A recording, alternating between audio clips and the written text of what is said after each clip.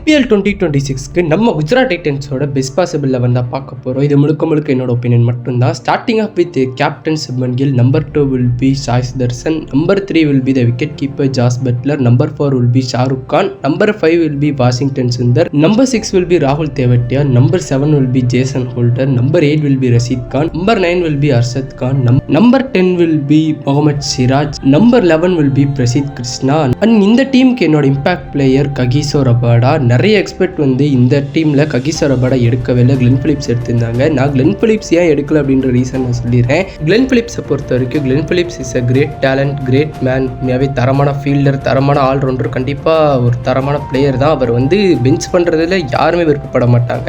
But ஆனால் அவங்க Kagiso ரபாடாவை இந்த வருஷம் ஹை காஸ்ட் கொடுத்து ரிட்டைன் பண்ணியிருக்காங்க. அது மட்டும் ககிசோ ரபாடா அவங்க டீமில் இல்லாட்டி அவங்க டெத் பவுலிங்கை யார் மெயின்டைன் பண்ணுவோம் அப்படின்றது க்ளீனாக தெரியல. பிரசித் கிருஷ்ணா விக்கெட் எடுப்பார், பட் ஆனால் டெத்தில் எப்படின்றது தெரியல. சிராஜும் உண்மையாக சூப்பராக போடுவார், செம்ம ஸ்விங் பண்ணுவார், பவர் பிளேலாம் உண்மையாக தரமாக போடுவார், பட் இதில் கண்டிப்பாக ரன்ஸ் லீக் பண்ணுவார்.